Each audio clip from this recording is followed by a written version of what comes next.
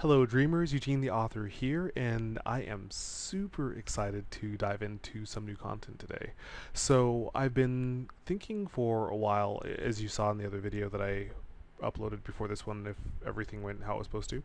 Also check it out, I have a green screen now, isn't that neat? I'm redoing the focus of my channel, that's why I split it into two separate channels, and there's Eugene the author, which is where I'm going to be focusing specifically on content around writing novels, writing screenplays, narrative structure, drafting compelling characters, all things pertaining to the literary and cinematic world. And then this channel here, which was redubbed Eugene the Author Gaming. I know, so original, right? To make it clear that this is the channel where we're going to be talking about design theory, that we're going to be going over structure as it pertains to games themselves, and just all kinds of everything gaming, right? So discussing things like my obsession, Elden Ring, and the amazing upcoming DLC, which I don't know if you guys saw the trailer yet, but oh good gracious, I am ready to arise, ye tarnished, ye dead that still live. Like, bruh, let me put into perspective, just to make it clear here, how much I obsessively play Elden Ring. Hold on. Okay, look at that. That is 1,249.2 hours of playtime in this game alone. Uh, and also the only game that I own that I have all the achievements unlocked. So, yeah, as you can tell, I'm a huge fan of Elden Ring. It's one of my absolute favorite games. I actually play it to de-stress, and I would love someday to be in the bingo league, so we'll see where that goes. But Miyazaki finally blessed us after what feels like eternities that could put the length of the Shattering War to shame with a trailer, a gameplay reveal trailer for Shadow of the Erdtree. So until we had that reveal trailer, we only had this one screenshot to go off of for the longest time. I'm covering all of it. Hold on. Ugh. Ugh. Oh god, that right there, that one picture. We had the Erdtree burning, or shadowed, anyways. Like, it looked like we had this tree like wrapped around the Erdtree. We had the name of the DLC. We had these interesting ghostly graves that speak to this concept that we see throughout the main game itself, where you can find these ghosts that are remnants of a bygone era that will drop really interesting lore tidbits about the game. We had some ruins, we had fields of grain, and this figure who I think initially a lot of people were like, oh, okay, interesting, we're going to be following a young Marika, but this is actually a depiction of Mikola in his youth, or their youth. We'll be going into that a bit more as well. So we just had this one picture to drool over for months on end. Uh, and, so much time kind of came and went as we were waiting for something concrete to drop. I mean, it was literally radio silence. And then we would get these teasers out of nowhere where Namco Bandai Europe would be like, oh yeah, the DLC's almost done. It's nearing completion. Like, it's really moving along and it's going to be out soon. And we were like, okay, cool. I had to really grain of salt that. A lot of times with companies like this, the Japanese branch, the domestic branch, is the one that really is the authority on the goings on, while a lot of times the international branches, Europe, America, they're the ones that kind of they function off of the information that they have at the time. And so when the only statement came from Namco Bandai Europe, as opposed to from any member of FromSoft, from Miyazaki himself, or Bandai Namco Japan, I was like, okay, how soon is soon? But thankfully, we have a release date. What is it, June 21st, I want to say? When does... Oh god. I was doing voice work over the weekend and my throat's like that. June 20th is the official release date for Shadow of the Erdtree. Now, what I thought would be a lot of fun is to go over the trailer and to look into as much information as we can glean from the trailer, as well as supplementary data that Miyazaki's given us along the way. And there is so much to unpack. Like, it is not an exaggeration to say that I could go on for hours off of this trailer alone. But we're gonna see how long this ends up being, and you know, maybe it's one long video, maybe we cut it up. So without further ado, we're gonna go ahead and pull up the trailer for Shadow of the Erdtree, and we're just gonna go through it and see what we can learn. This goes away, this comes on, and let's take, whoop. Yep. Okay, let's look at the let's dive in. Let's go. Oh, before one more thing.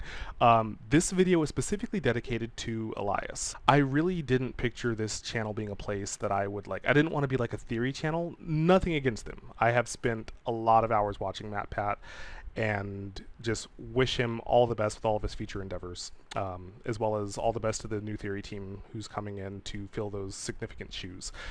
It's just I love to learn about the lore of things and to study and to theorize about it and to talk with my friends about it, but I never really saw this being a theory channel, and it's certainly going to be more than that.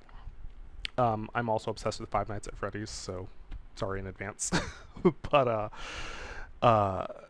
you know, on like literally a weekly basis, he was like, yo, like, you gotta cover Shadow of the Erdtree. You gotta cover Shadow of the Erdtree. And I was like, I'll someday, maybe, possibly, maybe. So you have Elias to thank for this video. Elias, thank you so much for the request as well as the support. So now we're gonna jump in.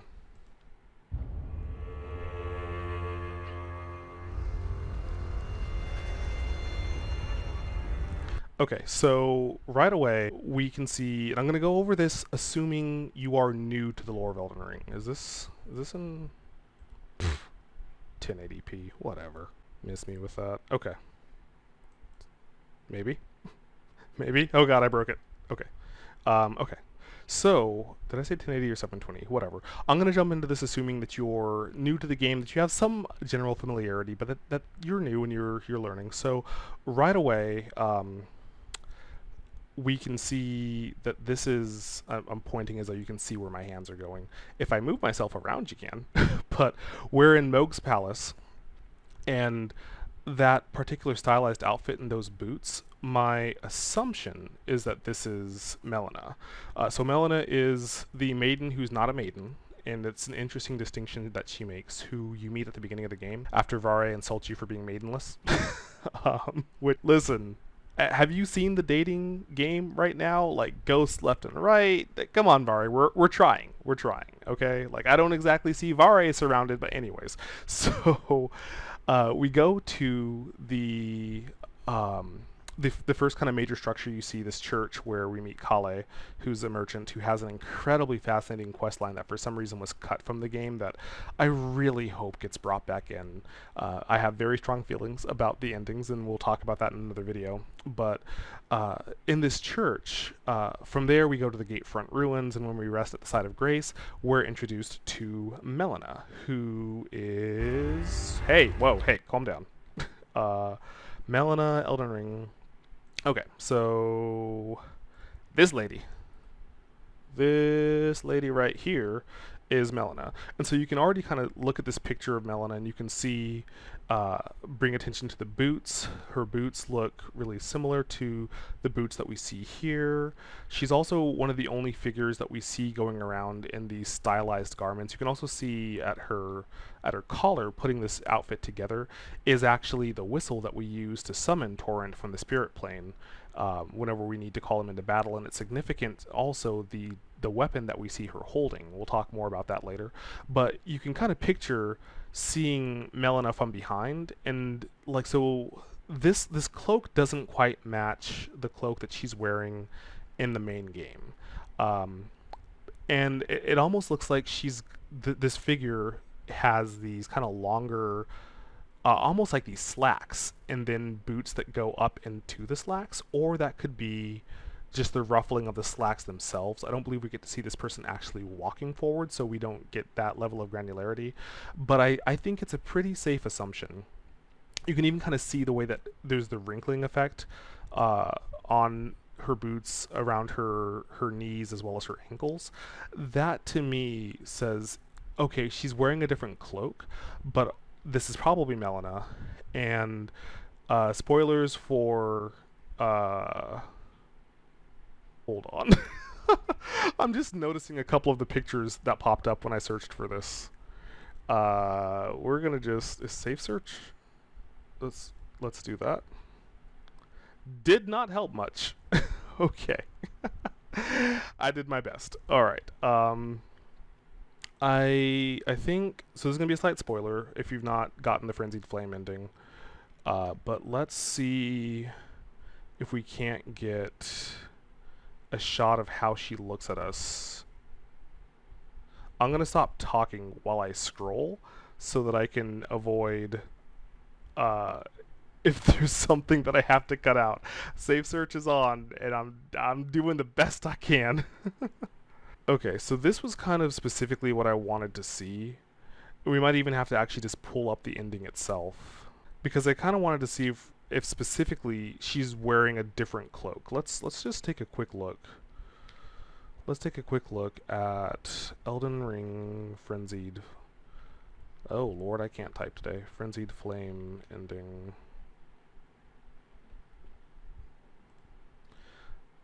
Okay, so shout out to gamers pray for this content.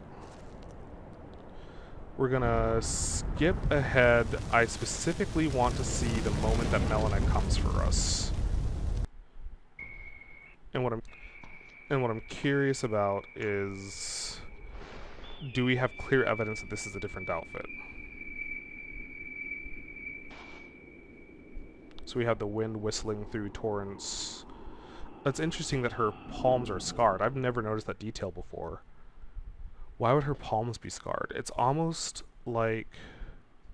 So the scarring on her palm is really similar to the scarring... Elden Ring... Frenzied Flame body effect. So you can see... I'm looking for somebody who's actually showing off the scars from Frenzied Flame.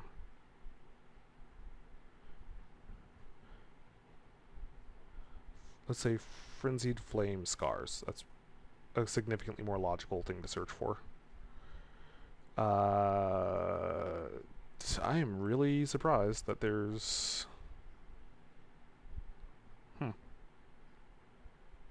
I mean, so you can see the scorch marks on this woman's body. So, and to get the Frenzied Flame ending, it involves you getting a fiery hug from this gigantic hand, and that leaves you with these scars, which actually you can see on Vike armor, Elden Ring.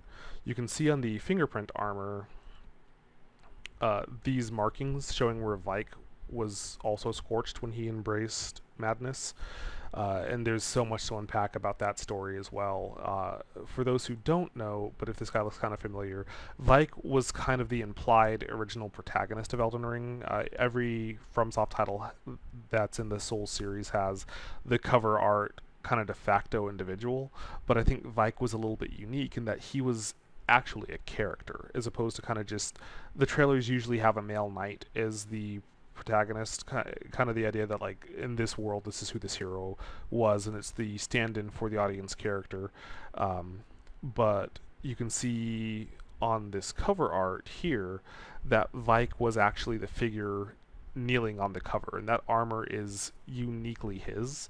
And so it's interesting that they left this call out here, but left Vike's story as ambient storytelling, and also didn't really go into a whole lot about... we know the high and low of his path, but we don't know... We can only speculate what genuinely made him go to madness, and so it's just interesting how little focus there is on Vike in the world, even though the narrative sets up for his character that he was the Tarnished who got probably the closest to the throne before we did. So, anywho, yeah, just that scarring is interesting. It just makes me think a little bit. It's obviously not like a one-to-one thing. I don't even have this picture up anymore. It's obviously not a one-to-one thing, but there's not a lot of instances in Elden Ring of scarring, you know, so it's just an interesting call out. It doesn't necessarily mean anything, regardless of whether or not, like, that's not even a theory, that's just an interesting thing to note. But the fact that her hand is scarred and she's an incorporeal being more often than not does raise some interesting questions. So, okay. Back to the actual thing we came here for, but it's all connected. Pure and radiant, he wields love to shrive clean the hearts of men.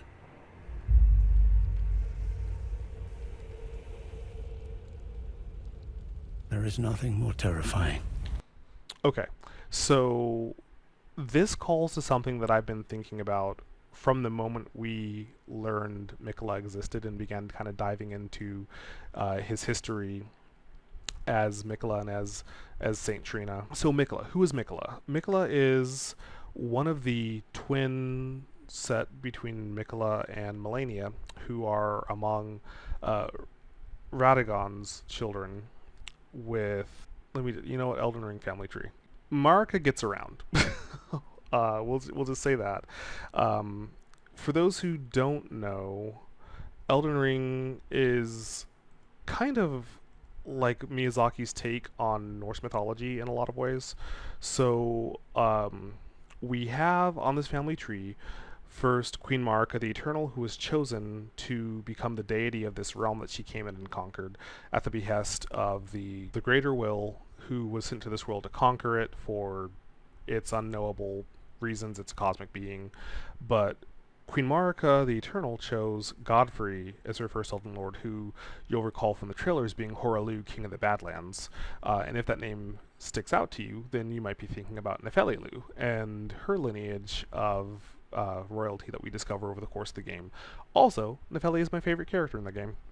But from Marika and Godfrey, we had Mohg, the Lord of Blood, whose realm the DLC jumps off from. We have Morgott, the Omen King, who is kind of your first... So when you begin Elden Ring, you encounter the Tree Sentinel boss, and that boss is meant to get you into the mindset of, hey, just because I see something in front of me, this isn't like Dark Souls where there's kind of sort of different ways I can approach it, but a generally straight path I'm meant to take.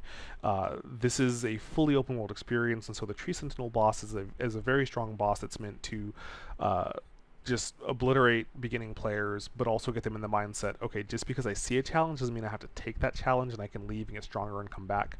And then we have Morgott, who is, if you were following kind of the intended purpose or the intended path in the game, you've probably done a lot of crap in Limgrave, then you've gone, southeast and gone to Mistwood for a bit, and then you've gone south of Weeping Peninsula, and you found a dungeon there, and you've fought through the Weeping Peninsula castle, and you've dealt with a pretty decently challenging boss for a new player. And then you eventually reach this point where you're like, well, the Grace sparkles off of the side of Grace are telling me this is where I have to go, so I gotta fight this boss. And Morgott is a challenge for new players to kind of get you used to the mechanics of the game, adjust your mindset.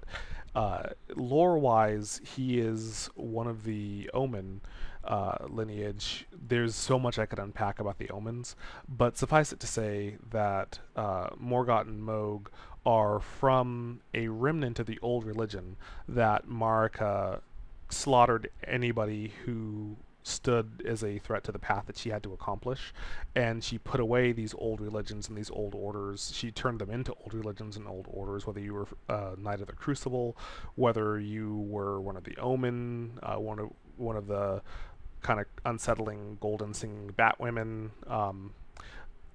The Omens were hunted down and horribly abused and mistreated. Most Omen infants were dealt with in the worst way possible. But the royalty, there's a rumor, and this is interesting to think about because this can be taken one of two ways. There was a rumor spread in the lands between, and it's rumor in the lands, we know this is lore for a fact, that nobility or royalty was known to hide away their Omen children as opposed to follow the mandate that no Omens or remnants of Omens are allowed to exist under Marika's new order.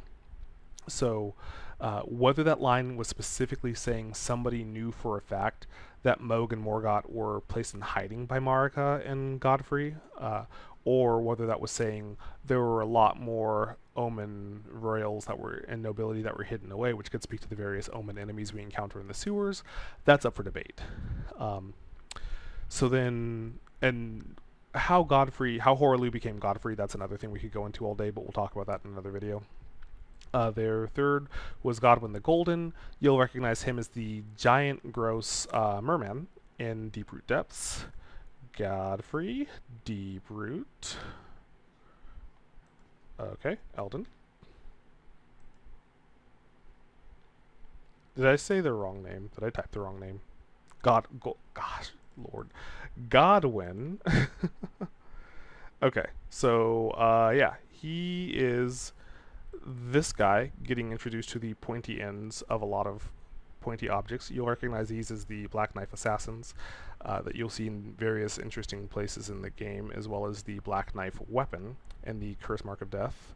And he was transformed into this lovely fellow when Ranny, who I have some strong feelings about, not whoop, go away. Who Ranny, for complicated reasons that we could go into all day, Ranny and speculate on. She assassinated Godwin. I don't know why this is Goldwyn, but she had Godwin assassinated as part of trying to break free of the will of the Two Fingers, who wanted to control her life and her path, as well as vengeance for what Marika would go on to do to her mother.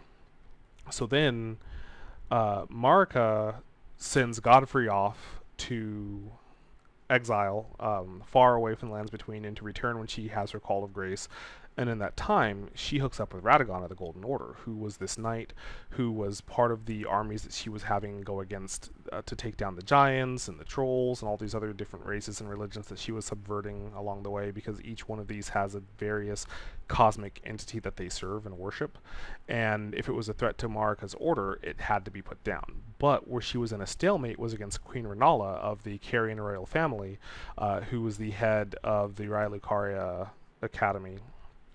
And this is an interesting, there's a lot of little interesting call-outs. I'll be brief. What is it they say in Clue? To make a long story short, too late. You'll note that typically in Elden Ring, if you die in a boss fight, there is a Stake of Marika item nearby that allows you to resurrect close to the boss fight to cut down on the frustration of having to hike all the way back to the fight again, like you've had to do in previous Souls games. But the Raya Lucaria, the Academy, is the only location that there's no ability to rejoin, aside from Placidusax, which there's a different reason for that. It's the only location that does not have a Stake of Marika nearby that you can come back. And as a matter of fact, it's significant that there's no Stake of Marika near the Placidusax fight either, because Placidusax would have been this world's equivalent of an Elden Lord before his chosen deity abandoned him, and Marika began her war on the dragons and basically anything else that could fog a mirror. So Radagon was fighting Queen Renala. It was a stalemate. Faith in this game is interpreted as faith in the Golden Order versus intelligence, which is interpreted as belief in glintstones and the moon and various other extrinsic forces like that. And so, impossibly, Radagon and Queen Renala fell in love and were married, and together they had General Radahn, Ranni the Lunar Princess, and Praetor Rykard. I don't know why this is Ryhard. Are these all puns or just those two? Okay. So from this is this idea, this Shakespearean idea of creating the cause of the downfall that you fear. And so, in this instance, Radagon and Renala are wed. They have these 3 children. Like most royal structures and families in the Elden Ring universe, it's a maternal clan, and so the royal duties and all that it entails was always going to pass from Renala to Ranni. So she's kind of who, as far as we can tell from the lore, invested more of her time in Ranni than her brothers. That's a little bit of speculation, but we do know from lore entries and various items in the world that Renala spent a great deal of time training and preparing Ranni for her duties and teaching her a style of magic that neither Radahn nor Rykard has any, as far as we know, for Rykard, because we kind of meet him at the end of his time. And following a different path. Ranni clearly got special training that nobody else in the family got. So from there, we have general. It's interesting to see how each kind of dealt with what was going on. Um, there's always been the question: why did Radahn stop the stars? Why did Radahn stop the cosmos and hold back the shooting star? And it's theorized maybe he was trying to protect the Academy town, renowned in the area, renowned for the gravity magic that he studied, that he probably learned from the moon people. We'll go into that in another video. But you could also speculate that there may have been some animosity between Radahn and Ranni for perhaps the amount of time that was invested in Ranni compared to her siblings. That's all speculation, but it's interesting that Radahn held back the meteor that was necessary to fall to put Ranni's destiny in motion. So we have this union, we have these three kids. Renala is head over heels in love, and then Radagon, with no explanation, just ups and leaves her for Marika. And this breaks Renala's heart so deeply and so badly that she literally loses her mind. She becomes an absolute shell of the woman that she once was. She can't function. She can't really communicate with other people. Like, she just completely breaks. And you can see the Academy town slowly sinking into the sea. This was pretty much the end for their order, and so we have this magical function that was put in place to protect the castle of the royal family. We have these barriers that were put up to keep people out of the academy, and you can speculate from how Ranni intervenes in your fight with Renala, if you could even call it that. It's more like, well, anyways, you could theorize that perhaps Ranni put these measures in place. I mean, so the academy, you would assume that they would have some kind of measure to protect their students regardless, but you can theorize that Ranni put certain safeguards in place to protect her mother, or you could consider it just being a good practice to make sure that there's a way to protect your students from the outside world and to protect the royal family from outside forces. But either way, this was pretty much the end of Renala being any kind of a threat to Marika. So Radagon leaves Renala inexplicably, goes and hooks up with Marika, and from there they have Mikola and Melania, the twins, who are born with a curse on each, has been the going theory. But I would argue, and I can go into this a little more in another video, I would argue that Mikola is cursed. I don't believe Melania is. Melania I could see being cursed in the abstract sense of misfortune being visited upon her, but Mikola's the only one, as far as we know, that is genuinely cursed if you think about those circumstances, which I'll go into in a moment. So Ranni is furious, and this is an interesting thing to consider about Ranni, and I'll have a video about her later. Is Ranni altruistic? Is she self-serving? Or is she a combination of the two? Because either way, she was willing to do whatever was necessary to be free from the influence of the two fingers trying to control her, the way these cosmic forces play with everybody like they're chess pieces. But you could also argue, okay, did she enact her plan to free herself? Did she enact her plan to get revenge on Marika by going after Godwin, who was implied to be her favored son? And his death sets into motion everything.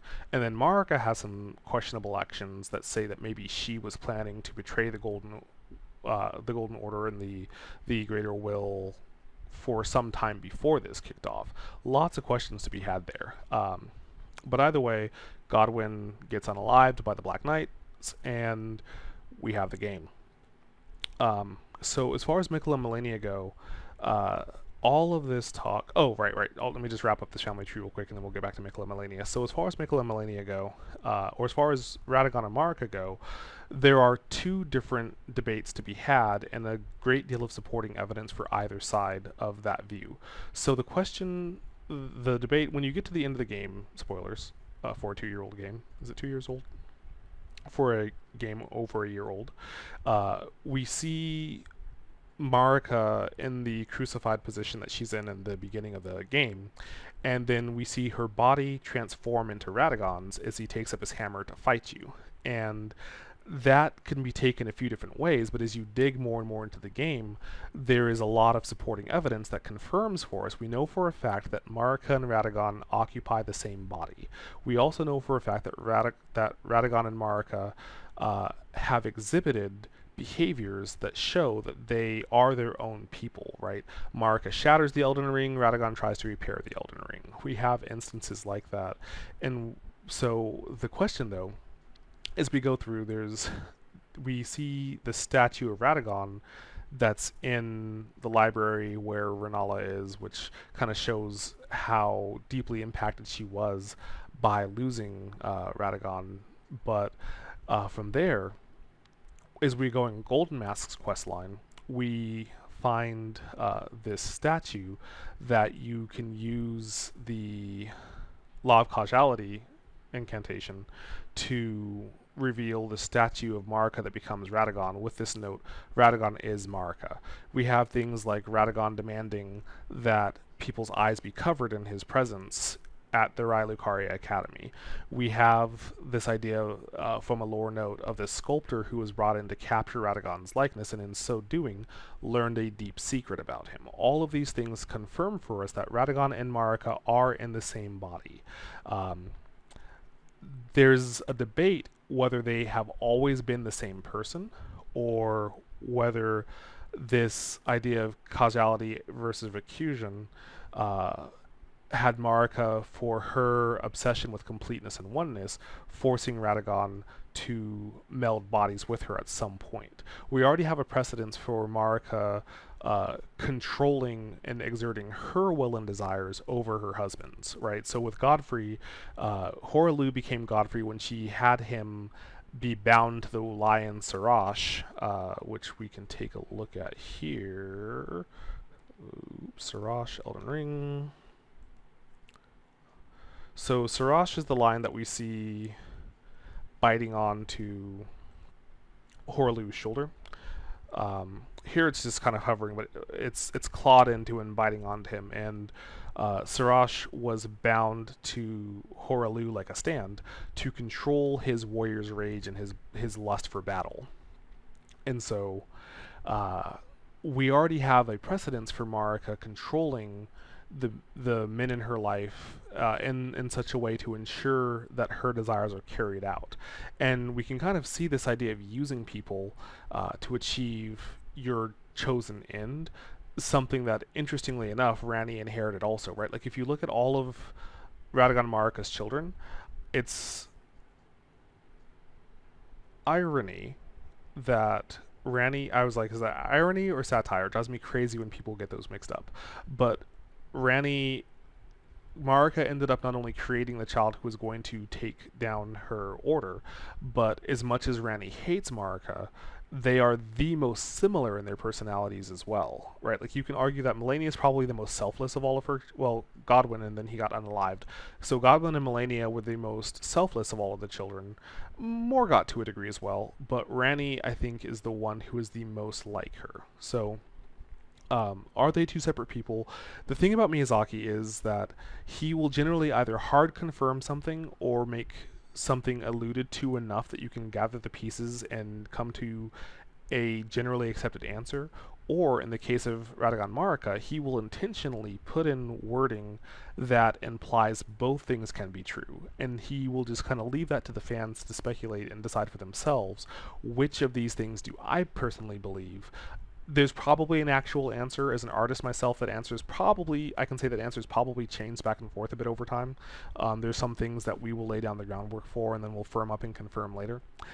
So lots to consider, lots to discuss there, but I digress.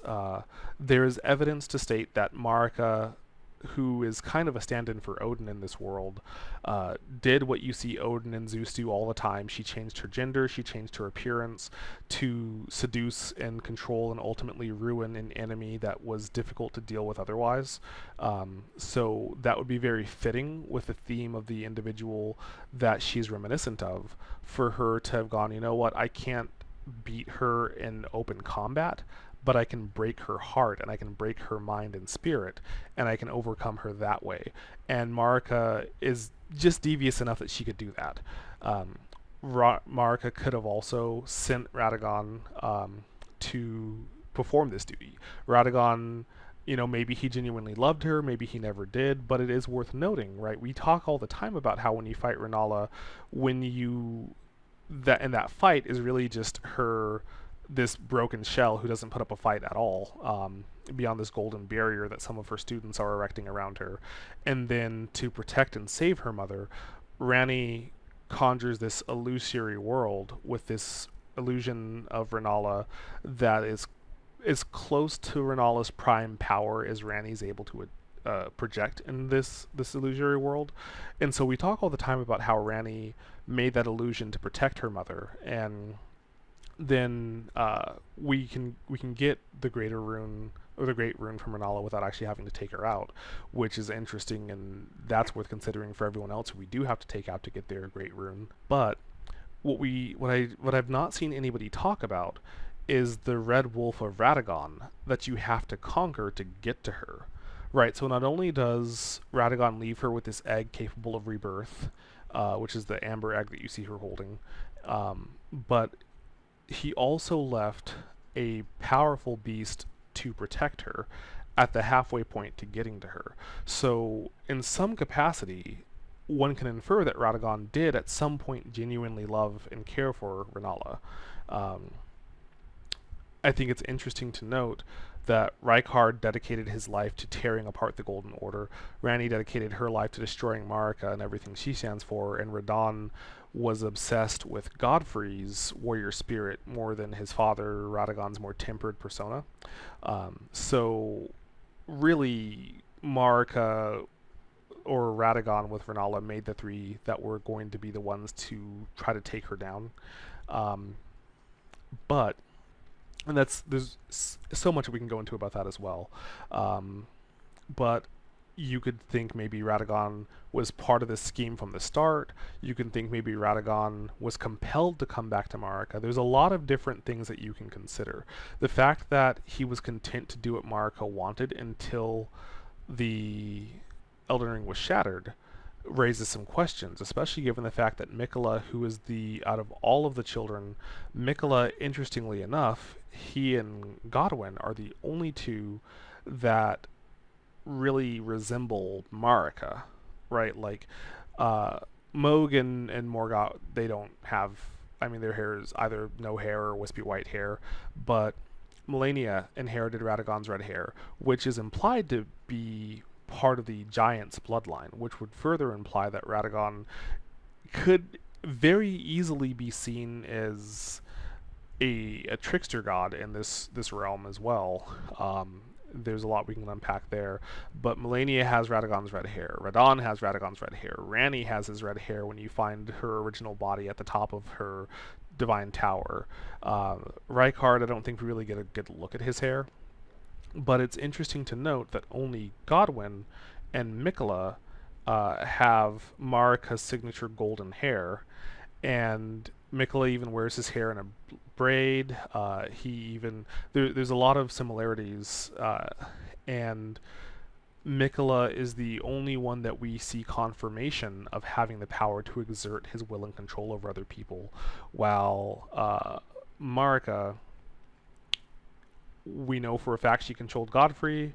We can infer that she subverted or influenced Radagon in some capacity. So, facts worth knowing. Anyways, let's go back to the actual trailer.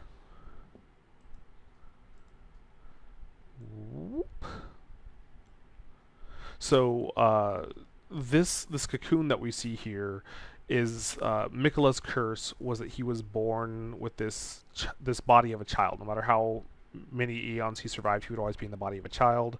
While Melania was cursed with the scarlet rot that we later find out is actually the influence of this cosmic being that wants to make her be their goddess. So one can argue Mikola is the only one genuinely cursed. Melania is just gotten the attention of a cosmic being. He created his own version of the Erdtree, the Halig tree, and that which he nourished with his own blood, and then he made this cocoon that he put inside the tree with the belief that it would create for him an adult body, so that he could have a normal life.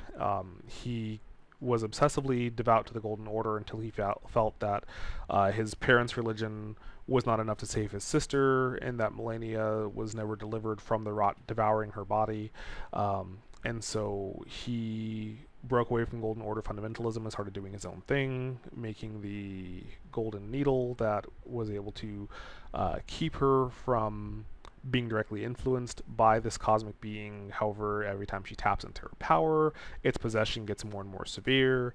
Lots to unpack there. Moog, disgustingly, has the kinds of feelings for Mikola that one should not have towards one's family members, and I will leave it at that. And he abducted Mikola from the Halig tree while Melania was off fighting Radon. We don't know why Melania and Radon were fighting, but for whatever reason, they were. And that was a battle that ended in a stalemate. So I take umbrage with I've never known defeat. If you didn't win, you lost. And then Moog secreted Mikola away to his palace and wanted to become for Mikola what Rani is wanting from us to become the consort and the Elden Lord while they go on to ascend to godhood. So this is the cocoon that Moog stole, and it's worth noting all of this going back to kick off to this original statement here about this love that Mikola uses to shrive or absolve people of their sins and it being terrifying. We have all this lore in the game that talks about Mikola like he's just this kind, benevolent figure. He adores his sister and will do anything to try to free her from her curse, and in turn she protects him with every fiber of her being. She's the Blade of Mikola for a reason. We have him creating this sanctuary for the Albinorics and for the various races and tribes that have no hope and no place and no home. Like, we have all this idea of him being this benevolent being, but as we go through the game, we see more and more and more lore that's also stating that he compels people to love him, that he genuinely, literally has the power to force you to love him, to force you to adore him, to force you to do whatever he wants you to do. And so we start to get these layers as we peel back that show that Mikola is not the benevolent individual that we think he is, or at the very least that the truth is a lot more complicated than that.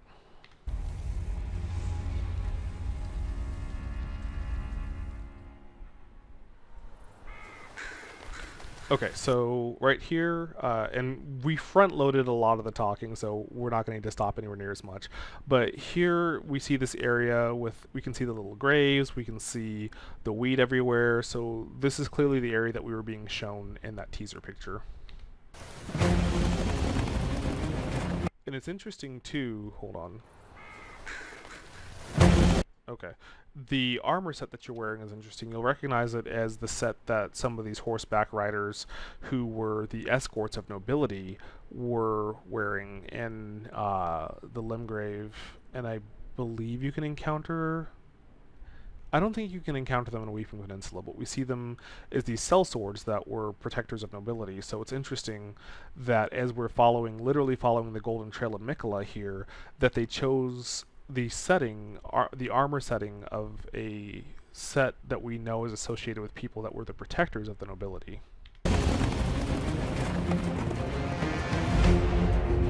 Oh my god, I love this. Okay, so again we have riding through, and we can see the roots in the upper right hand corner. We can see the roots of the shadow of the Erdtree, or this other tree, this tree that lives in the Erdtree shadow. We can see the roots bursting out everywhere, and they kind of remind me of the roots that we see bursting out of Godwin as well. Let me just double check that this is actually showing the right screen. Okay, so anywho's, that's an interesting call out.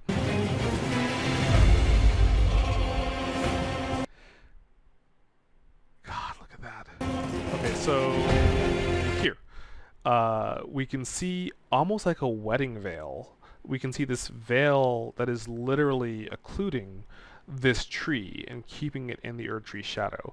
And what is so interesting about that Elden Ring throne room is it's not the only place... Oh, that's probably nowhere near specific enough.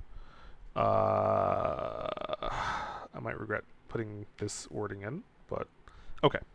So that's not the only place that we see this veil, right? So when we go here, can I just get the, nope, okay. Whoop. We can see the same veil draping in the surrounding this incredibly uncomfortable looking bed. And that's just, it's interesting. This is a veil that we have clearly associated with Marika because the only other place that we see it that I'm aware of is Marika's chambers.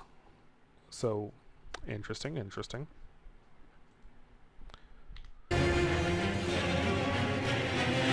And here, whoop, hold on, hold on. Okay, we get a greater look at this idea of it almost being like this, the sky almost kind of looks like it's ground, which is a concept that we've seen in Siofra River and Noxtella and Nokron and the Nameless City. This idea of going underground but having sky is a concept that we see used several times in the game. So it's interesting that and it could just be an affectation of the gnarled branches, but it looks almost like the sky becomes the ground up above, like we're descending into this world. Okay, so here we have a closer look. I wonder, can I make this not pop up every time? Is there a setting to make the overlay go away when I pause? I don't think so. Alright, anywho. So this is an armor set that I don't believe we've seen before. And this rune that we see in the air is more than likely Miquella's rune. Okay, cool. So we have some really interesting gladiatorial style armor here and a really dope looking sword. So from the coloring, and color is very important in FromSoft titles, from the coloring, my assumption is that this is probably a faith weapon. We see gold typically associated with the Golden Order and typically associated with those that believe in Golden Order fundamentalism, which was Radagon Marika's religion that was ushered in to wipe out all the old religions. This kind of Spartan gladiator style armor also is reminiscent of the duelists, and a bit. This figure's a lot more covered than the duelists, but duelists, Elden Ring. Okay, so obviously this individual is a lot more covered than the duelists, but there is kind of this similar sense, I feel like, being invoked by this idea of this kind of gladiatorial style armor that we see associated with the duelists more than anything. In that forsaken place. Okay, hold on. In that forsaken place. Okay, so here we have what looks like a new heavy armor set. Kind of similar to the Veterans armor set or the Bull Goats armor set. That's kind of what that invokes a sense of. And he's got some kind of a large jar, filigreed jar, that may be one of the, I believe, 10 or 11 entirely new weapon classes that are being built for the game. Yes. Okay, so I thought this was a really cool call out here. This idea of these purple or these kind of periwinkle flowers with these kind of purple trumpets and something we'll see a little bit later on in the trailer. This is not the first time that we've seen this, but I don't know if I can get a good screenshot of it. So let me see purple butterflies, Elden Ring, Erdtree. These purple butterflies, man, I was really hoping. Okay, I'm going to be doing some build videos, and so I will call it out when I do my first build video, but there's a specific part by the drainage channel Site of Grace that has these purple butterflies flitting about around this lake of rot, and it's not the first time that we've seen this in the game, so that was interesting. Also, so Miquella, the other figure, Miquella, is associated with his Saint Trina, and we can go on about that all day long, but not unlike the mystery around Radagon Marika, there's Miquella Trina, and Saint Trina is this individual who nobody knows their gender. There's a specific lore called out that to some Saint Trina appears to be something like a fresh-faced boy or energetic boy or something to that effect.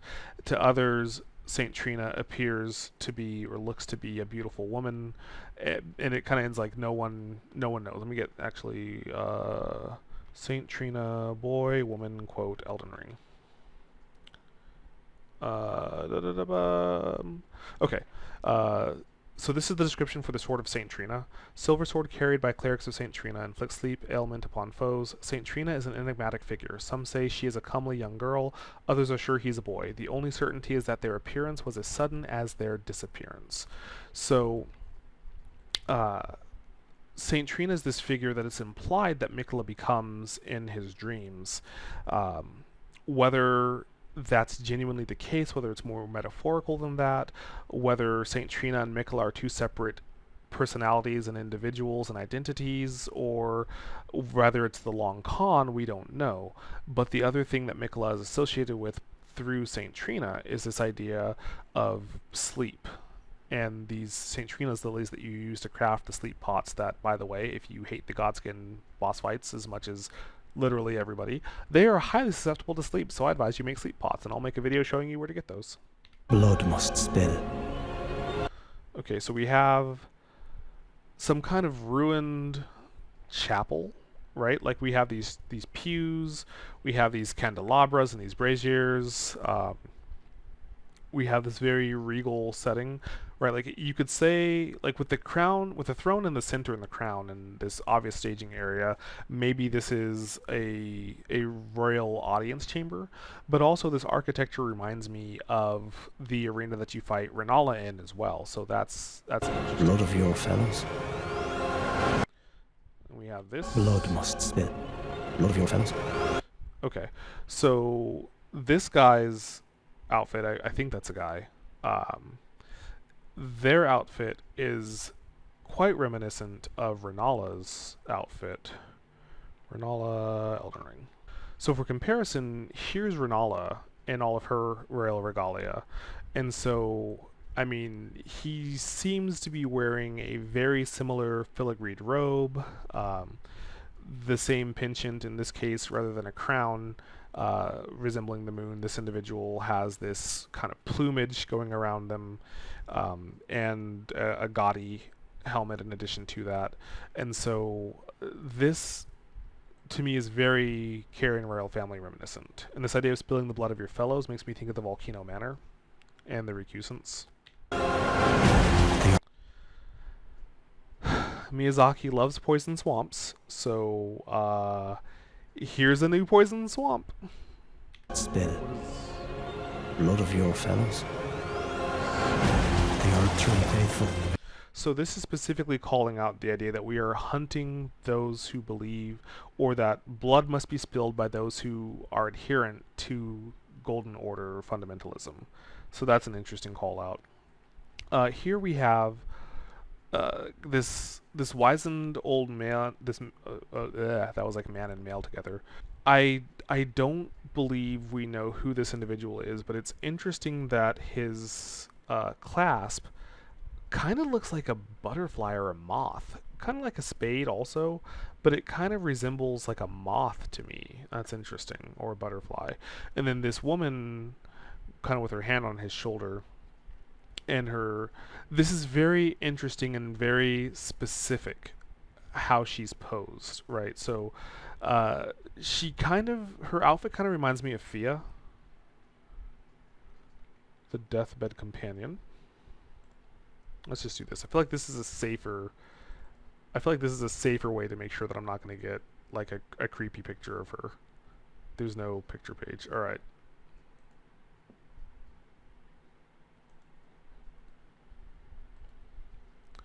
So her outfit is very reminiscent of Fia's outfit. Like, this looks very similar to the outfit of a deathbed companion. But I don't know that I believe this is Fia. That being said, we do also have this image of Fia from the opening where she's laying with a figure of nobility, and from her manner of undress, one can presume how what may be entailed with the warming of one as they pass on.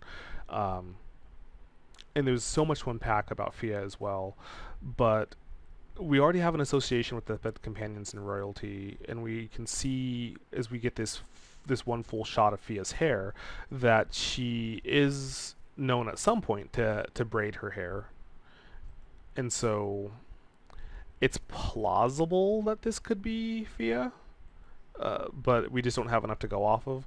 But it's worth noting that this woman is holding her stomach, holding her belly, and generally speaking, that would make you have a assumption that she's with child, and so that's an interesting thing to consider. So we have some kind of an underground dungeon with all these massive jars hanging, which jars in Elden Ring are associated with the jar people, the little warrior jars of Jarberg, and the bigger jars, and of course Alexander, Swat Up. And so it's interesting to see them all hanging from here. We know that we don't necessarily know how they get their sentience, but we know that they gain their power by scooping the remains of fallen warriors into themselves and taking on those warriors' attributes and strengths and powers. You can see after the Radon fight, Alexander scooping the remains of these warriors into his body to gain more power. So this implies to me, right, they don't have the arms and legs, so this implies that these are these pots before they become sentient beings. And then we've got some kind of underground volcano area. That piping, right? Like there's this grating, these iron bars, like it's meant to maybe it's where the lava comes out of. Maybe something comes out to quell the lava.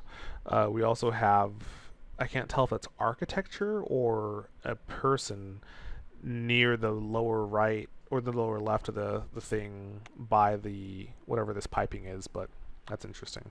Also, we get our first look at one of the new weapons carried in this individual's hands. It's also interesting that they're wearing what looks like the prisoner set. So A lot of your fellows.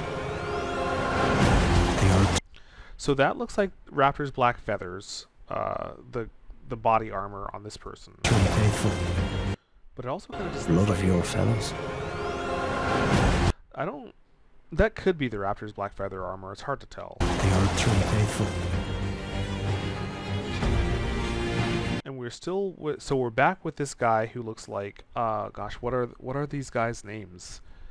I'm blanking on their names, but okay, hold on. This is gonna bug me. Elden Ring armor sets. So that kind of looks like a black version of the Black Flame Monk set, actually. The wings a little bit. I want to say it starts with like K. Okay, so the Cadence set. Our trailer guy is in the Cadence set for most of it, but then we go from the Cadence set to what looks like somebody wearing the prisoner set, and that's interesting. Carrying like some kind of a crossed sword and a rapier. This veiled area, probably not, but it just kind of makes me think about, especially with these beings flying around up here. This area makes me think about Far Missoula. Maybe we will explore more of Far Missoula in its glory. Never saints. They just have. So then we have this dope new enemy that Miyazaki has confirmed. This was a war machine, a horrible war machine used to devastating effect during the war. I don't want this on. So this is a living weapon that almost looks like this world's version of the fire giants or the giants or the jars. Oops. They were never saints. They just happened to be on the losing side of a war.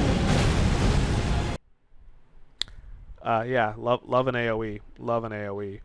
So this is interesting, right? Because we have the face, we have these horns that are associated with the omen. We have these briars that are associated with the briars, the blood clans. And then we have what could be taken as serpents as well. So we have kind of some interesting vestiges of a few different religions that come into this wicker weapons design. And this idea of never being saints but on the losing side of a war, that is interesting. We can take that to mean a lot of different people. We can't really know for sure, but we the only time I see the word saint thrown around in Elden Ring is specifically Saint Trina, which is Mikola, which is tied to the Golden Order. Um, it's interesting to wonder who they're talking about, who this woman's talking about. That will live rent free in my nightmares. Disgusting. But also, we can see we've switched over to the Carrion Knight set as well here. And I don't think it's a coincidence that they decided to show that off with the moon in the background.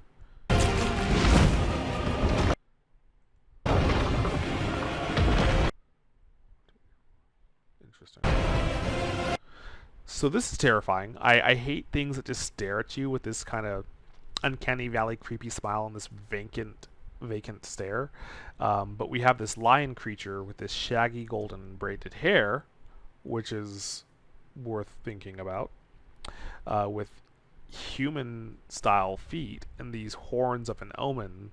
So I don't know what this boss is. I have never noticed this before. So we have these lion teeth, but then we have like these sharp canine teeth, but then we just have like a human set of teeth in here. That's gross. And so this could be some kind of a crossbreed, which would kind of continue with that Norse mythology theme. We have Loki's offspringing of the wolf that eats Yggdrasil's roots. So this is interesting.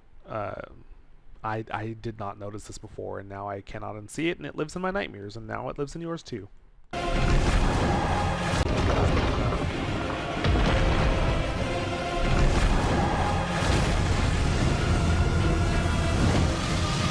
Okay, so this could just be a wind attack. Also, we're in the oh,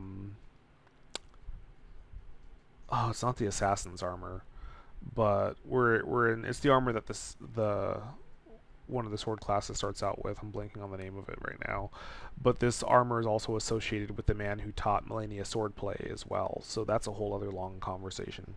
But this could either be some kind of a wind attack, but the coloring says to me this is a creature that's vomiting out or spitting out death blight.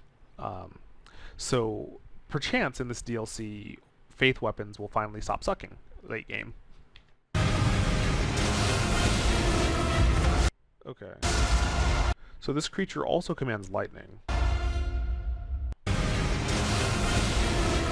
And that visual of leaping up and grasping the lightning out of the sky is very reminiscent of Lansaiax, Fortisax, Placidusax. Placidusax doesn't have hands, but Lansaiax and Fortisax certainly. It's very reminiscent of how we see the dragons call down their lightning as well. And it's worth noting that this lightning is gold also. So we see kind of the spitting of a death cloud as well as this gold lightning. So that's interesting.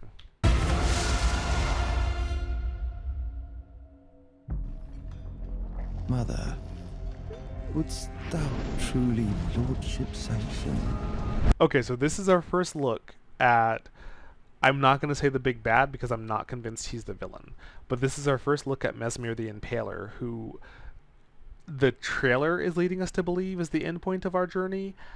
Personally, I think we've got a fight with Melania or Mikola coming after Mesmer. But there's a lot of interesting things to unpack here. For one, good God, this man's tall. I mean, good God. He has this really interesting looking, gnarly looking spear weapon here. We have him with these snakes. So, and his armor is again very reminiscent of the duelist's armor, and duelists are among the only figures in Elden Ring that we see associated with serpents. If you look at the duelist armor, there's a few different things in Elden Ring. So duelist armor. So when we look at the duelists, specifically at their helmet, we can see this idea of these serpents, but also wrapped around the greaves and the arm guards here we can see this serpent motif. And then of course Rykard allows himself to be devoured by the gods devouring serpent to come together to try to take down the Golden Order and the Erdtree and all that it stands for. And so this right away associates. I'm trying to think if there's any other snake motif. Oh, the Iron Maiden enemies that will grab you. They also have serpents that come out of them as well. Those things that grab you and bite you and yank you in. So already this associates Mesmer with the duelists, which indirectly associates him with the Crucible. It associates him with the God's devouring serpent. And these Iron Maiden enemies. So this is a very interesting call out. It's led some people to speculate that Mesmer could be a young Rykard. I don't think that's the case. We've already had confirmation that there's no time travel shenanigans from Miyazaki. This takes place concurrent to the main narrative of Elden Ring, so there's nothing at this point to make us believe that we've gone back into the past. Also, his spear makes me think of Vike. Vike, who was the hero who got closest to becoming the Elden Lord, is the implication of the narrative as far as the lore as we can gather. Vike is associated with fighting with a spear, so that is a fact worth knowing. Also, this wing makes me think about the dragons as well. So bereft. So we got a better look at his face. And to further drive home that dragon point, we can see what looks like a dragon motif with these filigreed wings. He's got the signature red hair that we associate with Radagon, and he has a dragon eye, which if you play Elden Ring and you go to the Church of Dragon Communion and you consume the dragon hearts to gain dragon incantations, you can actually see that your eyes will become these golden dragon eyes. Also, the rune bearers have them as well, and there's a precedence for ascending and becoming a dragon or becoming a cursed creature like the magma worms and pursuing dragonhood. But we also have him locked in with the lineage of the dragons in some capacity as well. Bereft of light. In what wouldst thou truly lordship sanction? This In one so bereft of light. So this statement implies there's been some people thinking that maybe Mesmer is the son of Radagon and some yet unknown woman. But we have the signature red hair of Radagon, and I believe we have confirmation from Miyazaki as well that the mother in question that he's talking about is in fact Marika. And he's asking this question, are you willing to allow somebody who is so far from your golden order to take the throne? Or somebody who is graceless, like Mikola, but we'll go into that later. Okay, so this is dope. Hold on. Let me just let this play. Bereft of light.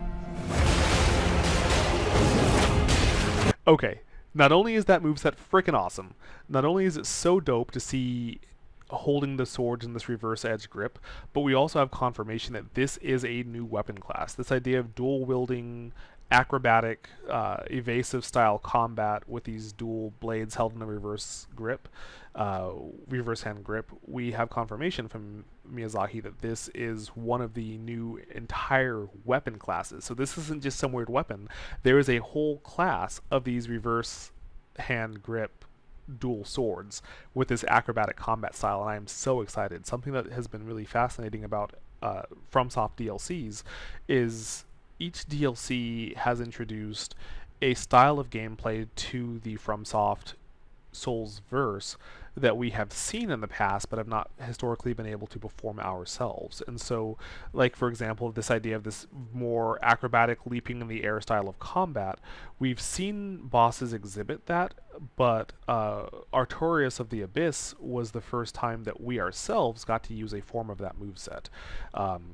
We see things that the fight with Sister Frieda teases from a gameplay perspective that we then saw come to fruition in Elden Ring. And so the combat has expanded with each new DLC. It's almost like a teaser of what we're going to be building on for the next entry in FromSoft titles.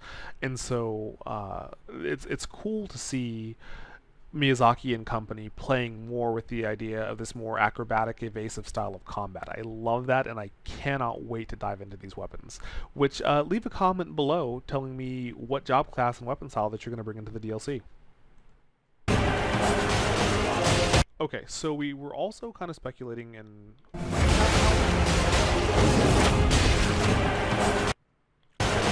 So she does not have a helmet, and I believe this is our character that we saw walking into or walking up that pipe. But her outfit, that's not a prisoner's garb. It kind of looks like the bandit set, maybe. But there was speculation that this throwing knife weapon was just a new form, like the throwing daggers or the kris or the fan blades, that this was just a new consumable. But we also have confirmation that this throwing knife is a new weapon class. So again, like, the amount of how much this DLC is completely transforming everything about Elden Ring, about combat, about the meta, about theory crafting. Like, this is going to be the biggest, like, with no hyperbole, the most significant gameplay change that we have ever seen in a DLC. And that's for FromSoft titles, and that is just absolutely fascinating. So these throwing knives are an actual weapon class, so there should be numerous throwing knife type weapons that you will unlock through playing the game.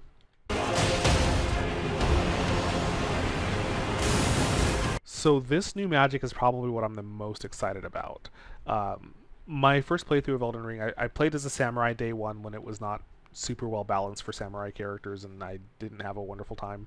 And I put the game down for a while, then I came back and tried it as a mage, and I didn't know what I was doing. I didn't know about the soft locks and the realm locks for your stats, and my spread was horrible, and I beat that game at like level 190. Like, now I'm beating the game at like significantly lower levels. But that was my first playthrough, and I fell in love with using magic in Elden Ring. I love rolling with death sorceries. I love the lunar magic. I love the glintstone magic. Like, I'm learning to love the fire magic. I've done a dragon playthrough. I mean, 1,200 hours. I've played darn near everything you can in this game. But I love magic, and I love magician characters, and so I'm really looking forward to this new style of magic. And it's worth noting that these purple butterflies that we see hanging out by the drainage channel in Miquella's Erdtree are also associated with this purple magic that we see this woman wielding, and she's wearing specifically the royal set, which you can find southwest of the Windmill Village by some creepy ladies dancing around this burning pile of nobles. So it's interesting. This gives us the context clue that this style of magic was perhaps associated with a long forgotten nobility in the world. And it's interesting that we see it in an area reminiscent of Miquella's Erdtree as well. Also, looking at that, like, kind of that style of how she whirls up and snaps, kind of like throws out her hand, is she has this very powerful pose. Like, one thing this DLC is showing us is that we're going to attain a level of power that we have not as a player been allowed to have previously in FromSoft games. I also can't help but think Miyazaki perhaps drew some inspiration from the Convergence mod, which if you've not played the Convergence mod and you're looking for something new to do to fill your time as we wait for the DLC, I cannot recommend it enough. It is absolutely fantastic. You can pair it with Seamless Co-op to play with your friends. It adds new classes, it adds new dungeons, it adds tons of new magic, and this idea of you attaining a level where you have this massive AoE ability is something that we really didn't see spells on this level in the base game, but we did see magic on this level in the Convergence mod.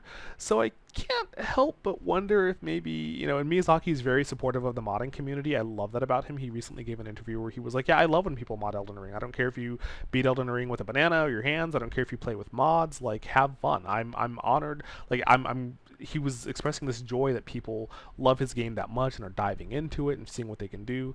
Incredibly refreshing to see a developer encouraging the modding community as opposed to just trying to take everybody down. And to have a developer actually publicly confirm that he's like, hey, I think the mods are great and I think people should get to play with mods, like, that was super cool and super unprecedented. So I think there is probably some inspiration taken, or it could just be coincidental imagination. So this is the second thing I'm the most excited for, and this is the part that I watched over and over and over and over again to try to confirm, was the person doing these crazy cool spin kicks a player character or an NPC? And I'm so happy to have the confirmation that this pugilist style of melee combat is again a new weapon class. I am so excited. I have wanted so long for there to be a genuine like martial arts job class in Elden Ring, or class of weapons in Elden Ring. And we had fist weapons become more viable, like the spiked, what is it, the star fist weapons. Like, I've done an all game run with those, and it's so much fun to just like box enemies to the oblivion. But this pugilist style of combat, we have confirmation is a whole weapon class. So I hope there's enough variance to it to make it worth really diving into. Like, I hope that there's either like punching sets, kicking sets, and mixed martial arts sets, or something of that nature. Because I think when you're adding in this stylish hand-to-hand combat style, you can't just do a standard 4-hit combo like you do with all your other weapons in the game. Like, this is something that you've got to really dedicate to building up that moveset more. And I think we're probably going to see a lot of diversity in the movesets of each one of the new weapon classes that have been introduced in the game. I wouldn't be surprised if those reverse hand swords have a lot of unique ways that we can adjust how we approach combat with them. But yeah, this part, this scene here, and this scene here, I watched over and over. And it's worth noting this trail of golden energy as you're doing it. So I don't know if that means, like, typically gold is associated with faith weapons and magic in Elden Ring. So I don't know if that means that the pugilist is viewed as like a monk class and it's a faith-based weapon set. Or I would hazard it will probably be like, we have faith swords, intelligent swords, we have arcane swords. So I would hazard it'll probably be like that. Also, the golden sparks to me kind of imply that this is probably an Ash of War attack as well. Maybe a charged R2. So then we have this.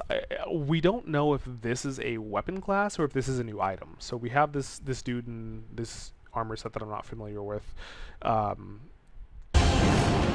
throwing this huge exploding pot.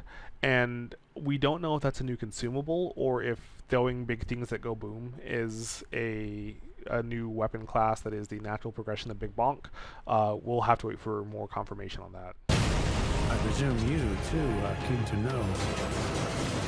So here we have another dope new weapon, this like repeater crossbow, which I believe was confirmed as its own style of combat. This I would hazard is an Ash of War, but the repeater crossbow is, I believe, confirmed to be a new class of weapon. And that armor looks so dope. I can't wait to get that armor set. What's your favorite drip in Elden Ring? I'm partial to the Crucible, the tree armor Crucible set, and the Tree Sentinel set, the one that you get from destroying the death rollers in the dungeon in Lanedale. Yeah, what's your favorite? Oh, I've also come to appreciate the armor set that you get from Bernal if you alter the body to have the cape. Just what kind Mikola is doing here. So gameplay-wise, Just what we have the summoning of what looks very similar to that beast-headed creature, but also this looks actually to me more like a red-haired Sirach. It looks like some kind of a bear, maybe? to know. Lion? Just what Yeah, that's got like some bearisms to it, I think, more than lionisms.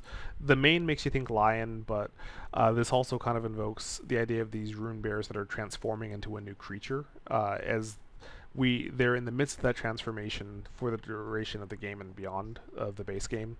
But this manifests the same way that we will manifest a dragon head when we use the dragon communion incantations as well. So that's an interesting call out.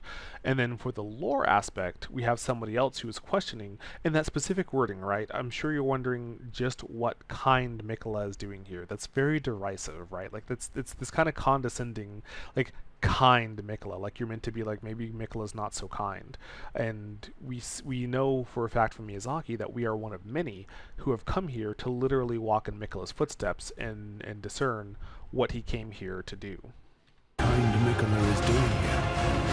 So okay, this is very interesting for a lot of reasons. So again, we have this idea of this field of radiant flowers. Blue is a color that is more associated with Ranni than anyone else, but also is associated with Ranni's mentor, who's the Snow Witch whose appearance she based her doll body off of.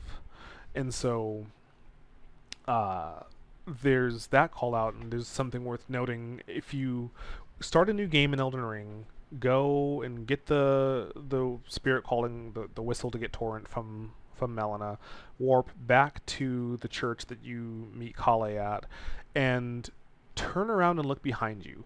I literally, people say this all the time, but I literally in 1,200 hours of play did not notice until one of my most recent playthroughs a couple of weeks ago that this sleep mist comes in. Like, I just thought that the mist was Randy being mysterious, but then I realized like this mist is the same color as the sleep sorceries that we see associated with Saint Trina, and the same mist that comes out of the sleep pot that literally compel people to sleep. And if you turn around, Kale and his horse are asleep. They're put to sleep by this mist so that it is made certain that nobody is a witness to your exchange with Ranni. It's also worth noting that Ranni and Melina both have an eye scarred shut. Whether that is a genuine affectation of Ranni or whether that was an affectation of Ranni's mentor that she carried over into the doll body, I don't know. That's up to speculation and debate. But Ranni was entrusted with the spirit calling bell by Mikola. She's told that Torrent's owner gave her this bell and told her to give it to whoever can summon Torrent. So Saint Trina is active in this world, right? Like, Saint Trina is active. Putting people to sleep is not a power that we see associated with Ranni. Control over cold sorceries, control over lunar sorceries, we see those associated with Ranni, but we do not see anybody else in the game having the power to compel somebody to sleep but Saint Trina. So that Ranni is in league with Mikola or Saint Trina or both is a very interesting call out, especially with his beloved as Godwyn was to Mikola and Melania, that he would work with the woman who orchestrated his brother's demise. Again, calls into question, did their necessities go that far? Or did Mikola ever care for his brother? Did he ever care for Melania? Or was it all just part of his long con, his long scheme? That is yet to be seen.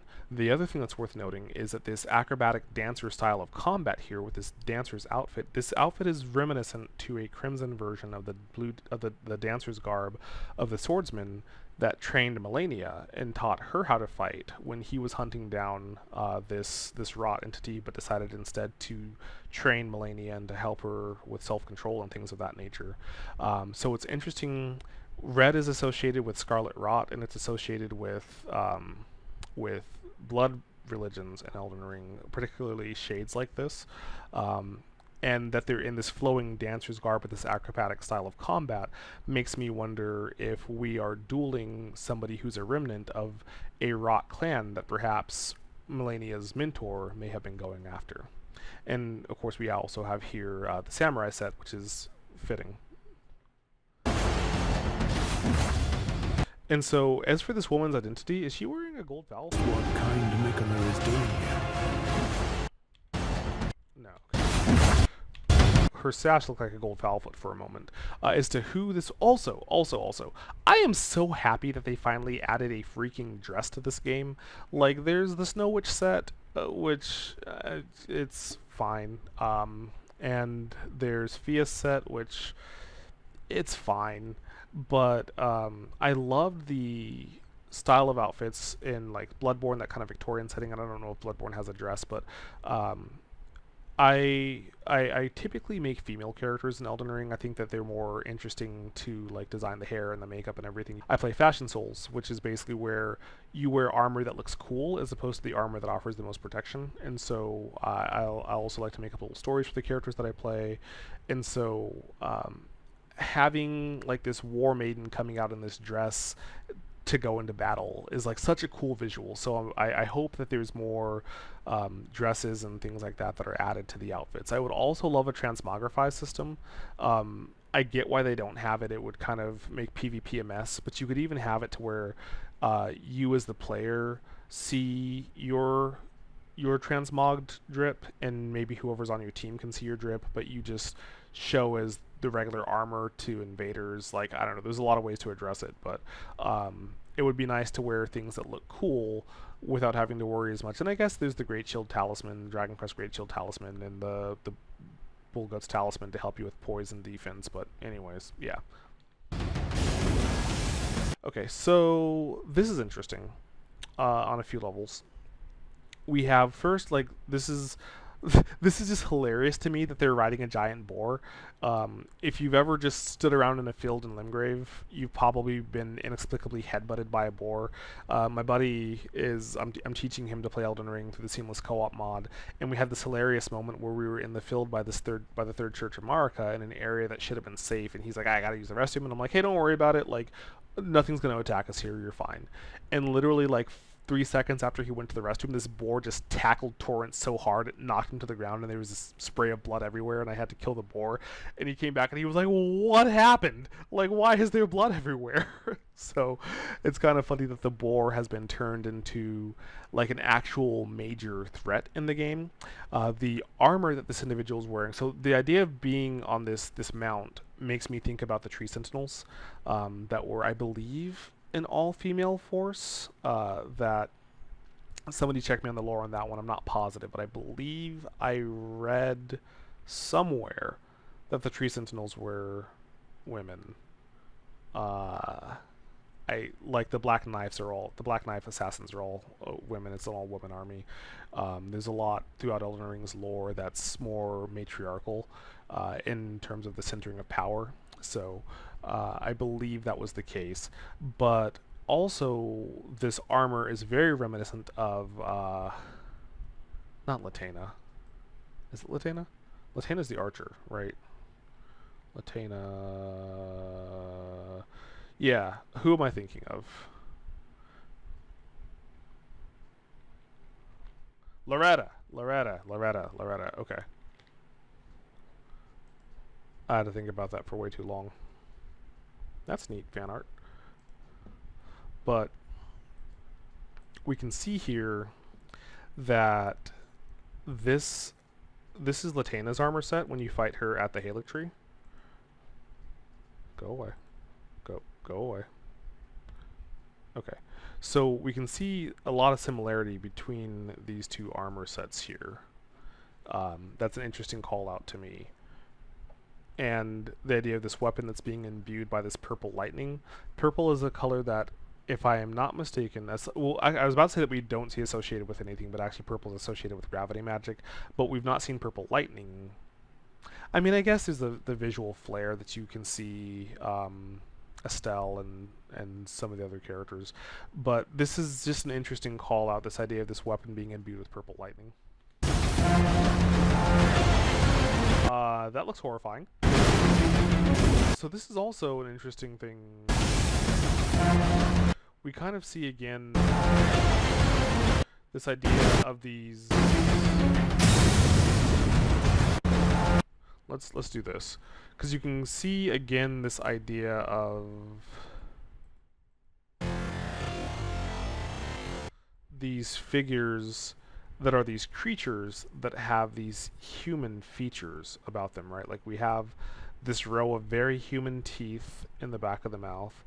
We have kind of this lupine but also kind of Homo sapien looking face here as well.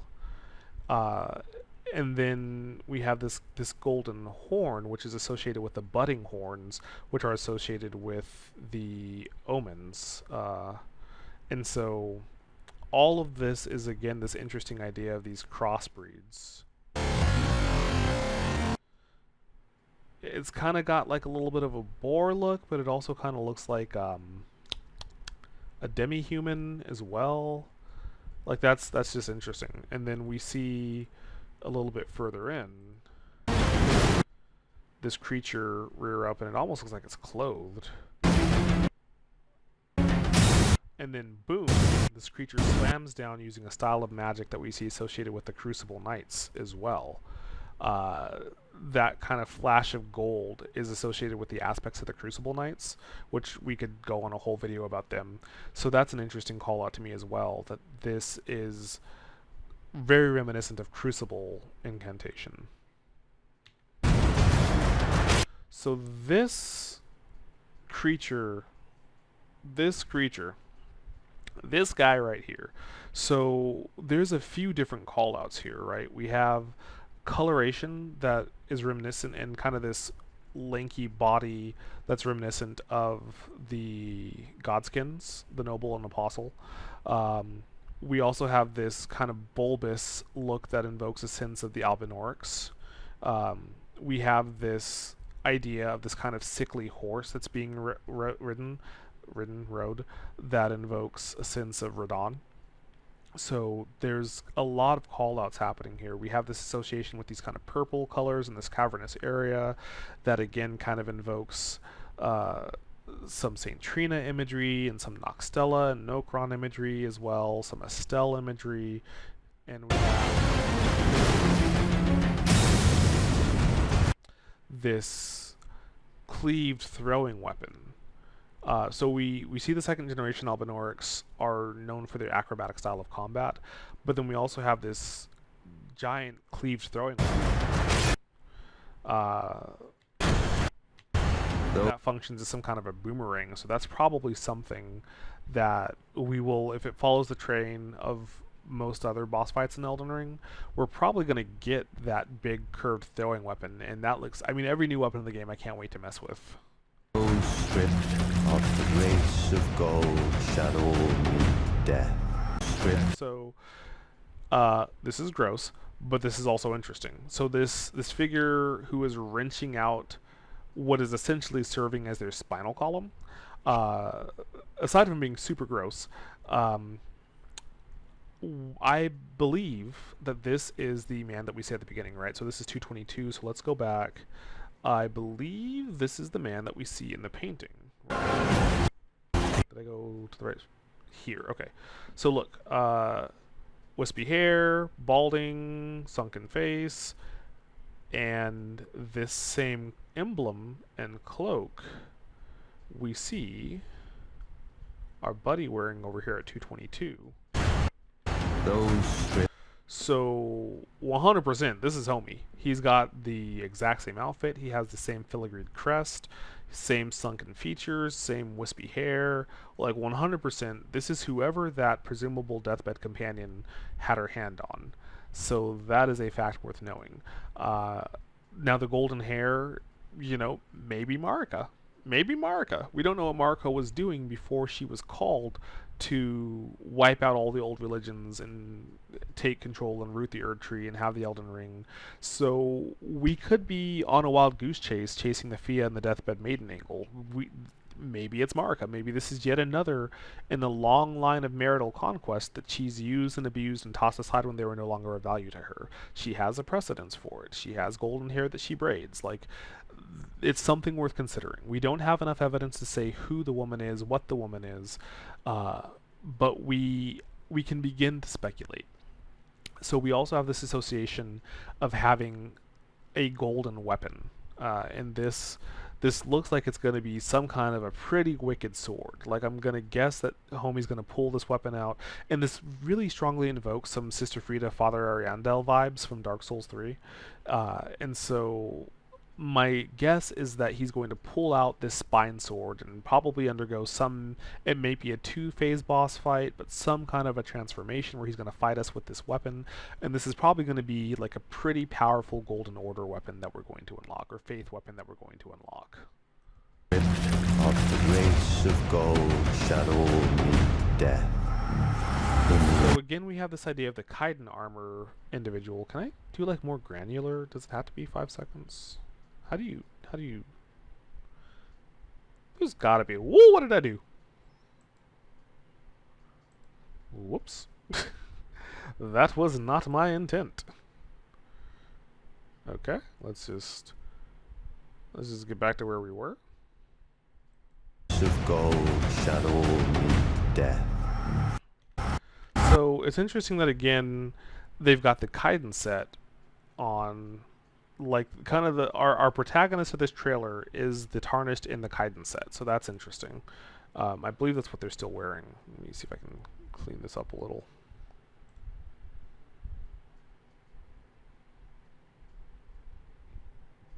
So we have Mesmer doing this leaping attack, and bear with me, it's worth calling out that he's barefoot as well. We see in Elden Ring specifically that individuals who go around barefoot in the world are associated with having a deep connection to whatever their school of magic is. And so we see Senna or Selen going around barefoot. We see Renala and Ranni go around barefoot. The individuals that we see walking barefoot are individuals that are typically associated with having a deep connection to whatever their source of magic is. So that's an interesting thing to note, that it looks like Mesmer has gone barefoot as well. But we also have on display a new weapon that is very reminiscent of, I want to say, like the charge shield or something in Monster Hunter, where we have a lance that's inside of a shield, so we can use it as a weapon or a defensive item, and that's been confirmed to be a new weapon class as well. And it looks like they're using some manner of a twin blade single-handedly while they've got this charge shield as well. And we see Mesmer has an attack that is very reminiscent of how Morgott will cause golden spears to rise out of the ground or fall from the sky on impact as well. We also see this used by the Rot Knights, the Clean Rot Knights, where they'll swing their sword or their spear and have this line of golden spears erupt out of the ground in front of you. And so it's interesting that he is exhibiting this style of combat as well. Come now. We have this interesting visual that Mesmer doesn't need to touch his spear to control it, right? Like we can see he swings his hand out and he summons his sword to, or his spear to him. So that's an interesting visual call out. And now we have a bit more of seeing this charge shield in action, as well as this idea of teasing us, touch the withered arm and travel to the realm of shadow. I don't know who's saying this line, but this is the idea. To access the DLC, you have to have beaten Moog and Radahn. That is a very interesting call out. First we knew that you had to beat Moog, and then like a day later we got confirmation that you also have to beat Radahn to enter the DLC. And what makes that such an interesting call out is that immediately tells us maybe we will learn more about why Malenia and Radahn were fighting. Maybe we'll learn more why Radahn was holding back the star of Ranni's destiny, and it intrinsically ties Mesmer's story with, and Mikla's story with Ranni even more so. Touch the withered arm and...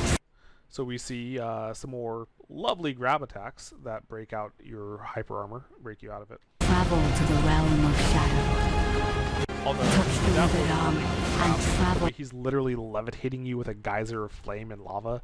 Like, it's like Hoaraloo was a fight that I struggled with a lot when I first started playing Elden Ring.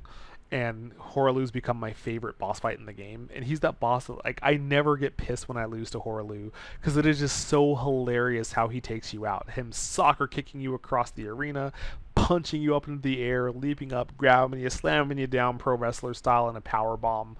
Like, you can't get pissed losing to Hoaraloo. It's too hilarious.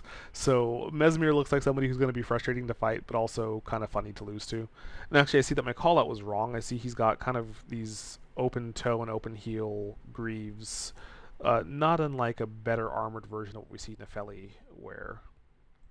To the realm of shadow. I will not be far behind. Okay. This, oh, also that's, I'm certain that's Melena's voice actress.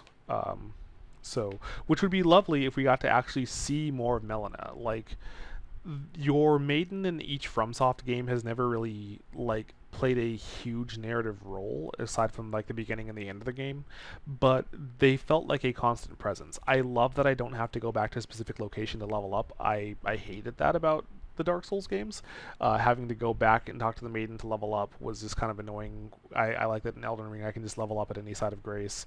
But Melina pretty much is like, "Hi, I'm Melina. Here's a horse. I'm gonna help you level up." And then she pieces out for a third of the game. And then she's like, "Hi, I'm still Melina. Thanks for bringing me here. Appreciate you being my ride. Here's $2 for pizza. I'm gonna head out." And then you can't progress past a certain point in the narrative, and she comes back and she's like, "Hi, Melina again. We got to go to this other place. Bye." And then the last time you see her, she's like, "Thanks for bringing me here. We had such a rich adventure and became such close friends and know so much about each other. Anyways, I'm gonna set myself on fire. Bye." And like, there's little pop-ins, right? Like if you go to like a Church of Marika, she'll tell you a little story that I don't care about. It's cool information. It's just 1,200 hours in. I'm just like, yeah. If it's not about my build, I'm not doing it. But my first playthrough, definitely, I listened to all the stories that she told you at each one of the churches. But Melina feels like a very invisible presence in the game, right? Like a lot of players are not going to end up in all the locations that Melina has a story to tell you. And so for most people, you're going to literally see her 3 times in the entire game and have no association with her, not care about her. Her sacrifice is meaningless to you because she was a fairly invisible presence. And so it would be interesting to have more of a role in interacting with her. We assume that she's a child of Marika. She says she was born at the roots of the Erdtree. She wouldn't be the only child of Marika whose hair trended more towards brown than gold, I guess, maybe. But you know, with the closed eye, it's hard to tell. There's some theories that Melina is the other half of Ranni, who was separated Silent Hill style, Dahlia, or not Dahlia, Alyssa and Heather, or Alyssa and Cheryl. There's the thought that maybe they're sisters. Like, it's just interesting that they both have. This is a call out that I think is worth considering, though, is does Ranni have a scarred closed eye, or did Ranni's mentor have a scarred closed eye? Because we associate Ranni's physical appearance with Ranni, right? But what we really should be thinking about is that Ranni modeled her appearance off of her mentor. Ranni modeled her appearance off of the woman who trained her in secret, and taught her some of her most powerful magics, and taught her snow sorceries and things of that nature.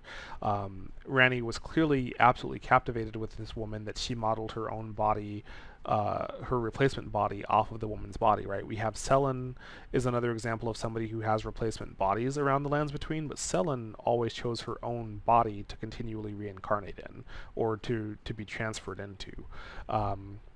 We have, however, Ranni chose an avatar that was modeled off of the woman who trained her in secret. And when we consider that we don't know when exactly Radagon broke Renala's heart, we don't know how long Ranni spent without a mother figure, without and her you think about it, right? Like, her father breaks her family and leaves.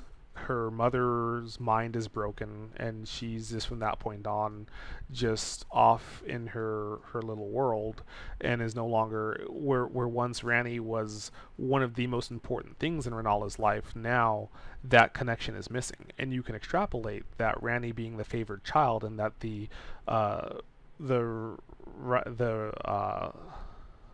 royal family is maternal, or matriarchal.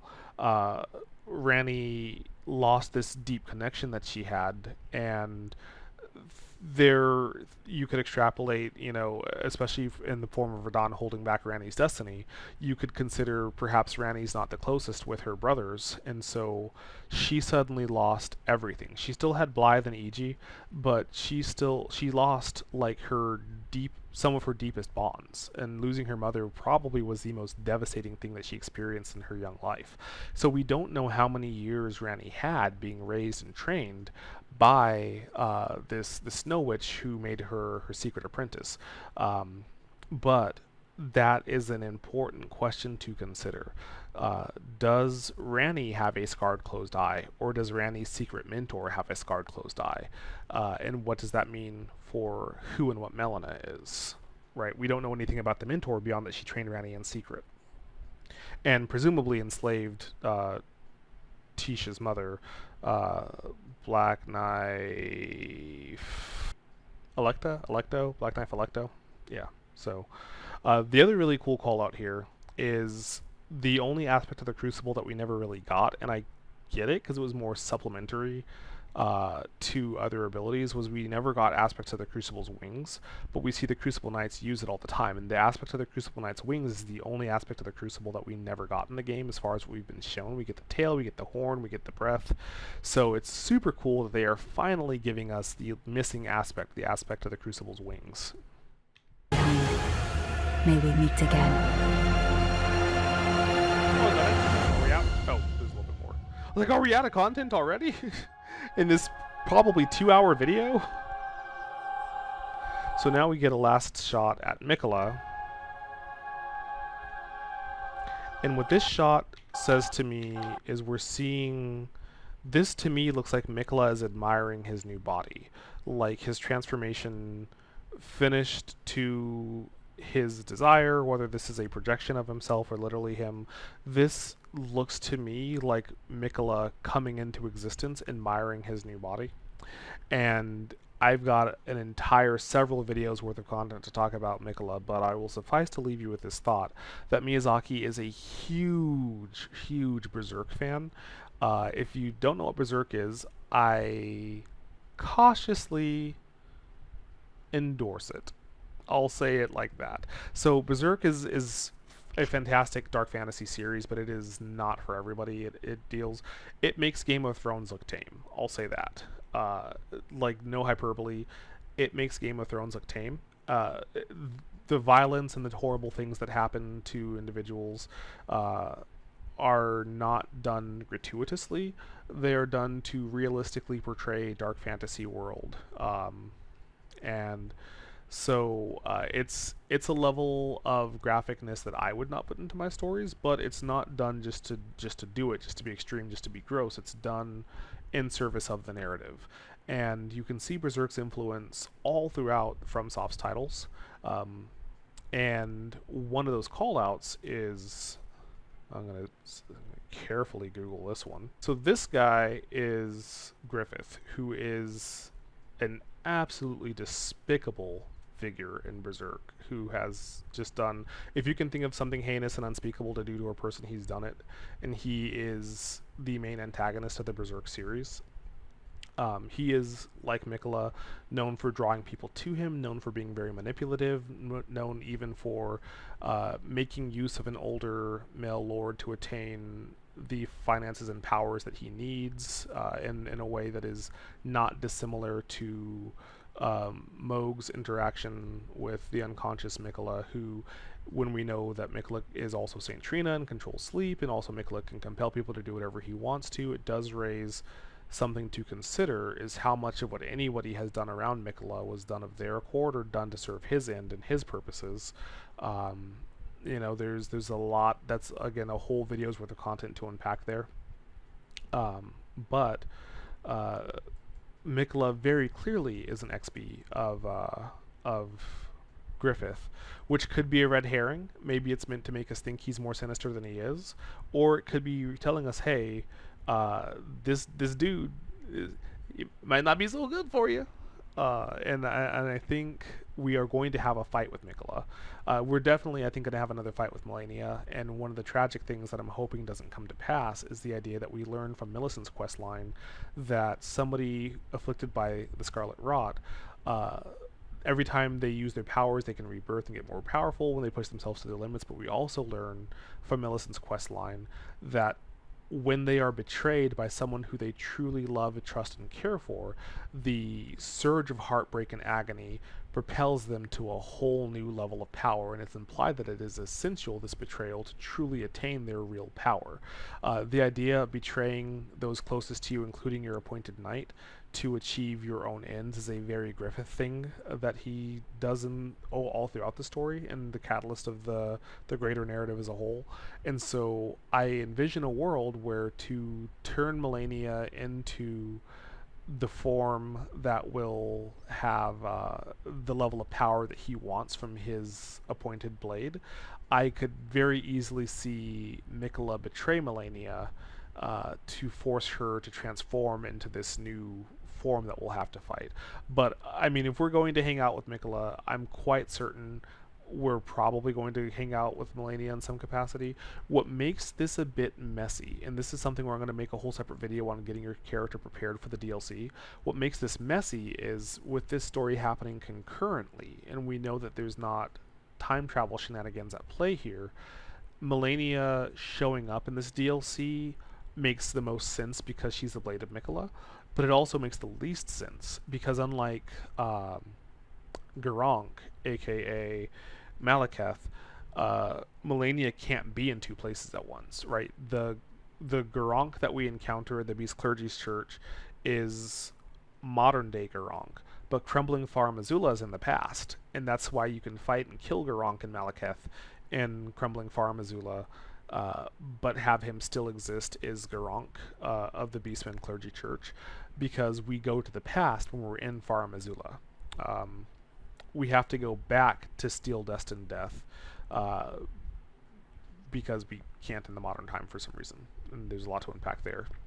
But so Melania can't be in two places at once if this takes place at present time. So it becomes messy, and that is one of the things that I think it's worth having a save that you have access to Melania, but don't actually beat Melania in that save. Three things that I think are worth doing, and I'll save the whole list for the prepping for the DLC video, but I'll just go ahead and share this one. We have in Bloodborne, if you go to a certain point and the doll is no longer active, there is DLC dialogue that you miss out on, I believe, as opposed to if you access the DLC with the doll still around and active. And so with Elden Ring, I would not be surprised if we saw that carried through here as well, where different things in the DLC may change based on choices you have or have not yet made in the main game. I also have some theories about some items that may serve to protect you from Mikola's will. We'll dive into that in another video as well, but it's worth seeing if there's a difference if you keep Melania around. Maybe that unlocks a harder fight. But also, yeah, we'll save that for another video. There's a lot to unpack there. And we see him almost reverently holding his hand up to this tree that is this precursor that was choked out and put in shadow by the Halleck tree. And we don't get a great look here, but it looks like the veil separating these worlds is no longer here. Like, you can't really see the veil in this shot. So this is likely what will appear to be the end point of this DLC. And then we got our boy sitting on the same thrones that the rest of Marika's offspring sit at before the Elden Throne. And boom, baby, that's the Shadow of the Erdtree trailer. So there's a lot to unpack. There's things that I really hope happen in the DLC. I want to fight Ranni. She's like the only demigod you can't unalive in the game. I have some controversial opinions about Ranni. So I want a Ranni boss fight, but a lot of what I want has really already been answered, right? Like I wanted a new style of magic to play with. I wanted cool new enemies. We have cool new enemies. I wanted cool new environments. We have cool new environments. We have terrifying boss fights coming. We have these awesome new combat styles. This amazing new magic. I can't wait to play with this. I want to see what this weird jar thing is. Like, I want this repeating cannon. I want this acrobatic spin kick move. Like, that's amazing. Especially with this, like, very Bloodborne inspired armor set, right? Like, there's so much that I wanted that this DLC is clearly delivering. There are some things I'm a little concerned about. I had an uncomfortable thought about where Melina might have come from, and I sincerely hope that that aspect of Game of Thrones style writing does not carry over into Elden Ring. But really, I'm just so incredibly excited for this DLC to drop. I mean, I am just eagerly counting the days to the 21st when this drops, or the 20th depending on your time zone. I've already got my DLC pre-ordered. I can't wait to play through it. So the question is, what comes next? Well, as you heard all throughout this very long video that I may split into pieces, I I have a lot of thoughts on a lot of the lore. There's so much to unpack about Mikola, about Melania, about Rani. There's so much to speculate about Mesmir. Like, there's so much cool stuff we can talk about. So we're going to be doing more videos, not this long, talking about the lore of Elden Ring. We're also going to be going through and doing build videos. We're going to be trying out some builds that I've made and put together. We're also going to be going through, if you're looking for things to do in the vanilla game, you're not ready to start moving on to modding and trying things like convergence or the randomizer mod, then I highly suggest you go over to Fextra Life, their Elden Ring build playlist, and they have over 100 different builds that they made over there. I wish I knew who the guy was that makes the builds and does their videos. I really want to thank him, because I reached a point that Elden Ring was starting to get a little bit dull for me a few hundred hours in, and then I discovered these build videos, and I started experimenting with all kinds of style of play that I had never done before. Some of the builds I loved, some of the builds I thought, maybe weren't quite built the best for the frame that they were set to, but I just really got so much literal hundreds of hours of mileage I got out of these build videos. And so Elden Ring is a game that really has limitless ways that you can approach the combat in the world. So I'm going to be doing a series where I go through and I play through these builds, and I show you how to get these builds online. There's ways that you can get your character leveled up to quite a high amount very early in the game that anybody can do with a little bit of practice. So I'll be showing you how to access these builds earlier in the game. I also started challenging myself to doing things like, can I get an in-game build online at the beginning of the game? And I think one of my most fun ones to do with that is to get the Black Knife at the beginning of the game and then just run the whole game as a Black Knife assassin. Like, that's so much fun. It's probably my favorite weapon in the game. So we'll be going through these build videos, we'll be talking more about the lore, and of course on this gaming channel we'll be going into a lot more. We'll be discussing design theory, theory crafting, we'll be going over other games and other franchises as well. So thank you guys so much if you stuck with this for the entire long video, or if you watched the trimmed down version that focuses specifically on the trailer as opposed to all the preamble that kind of explains Elden Ring and its lore and its world. Either way, thank you so much. I don't normally do this, but I'm just going to say, and I probably am going to start normally doing this, if you enjoyed the video, please give it a like, please ring that bell, hit that subscribe button. I know that's like, oh my god, so cringy, he's asking for likes, but it's how you let YouTube know that you enjoyed this content. It's how the algorithm that is really not built for new channels starts to give them a little bit more play. It's how I'm able to keep bringing you this great content. And again, if you're looking for my more narrative focused, my author focused content, if you're looking for things on novels, on screenplays, on the literary journey, that will be over at the new Eugene the Author channel, while theory crafting and diving into games and playing through the occasional title, you'll find that on Eugene the Author Gaming. So, I don't know how long I've been recording, but it's at least 2 hours. So I am in dire need of a lozenge and some water, and watching this trailer makes me want to dive back into the Convergence mod, so I'm going to do some more of that. So as always, this is Eugene the Author saying thank you so much for joining me today. You are awesome, be amazing, you already are. Take care, dreamers.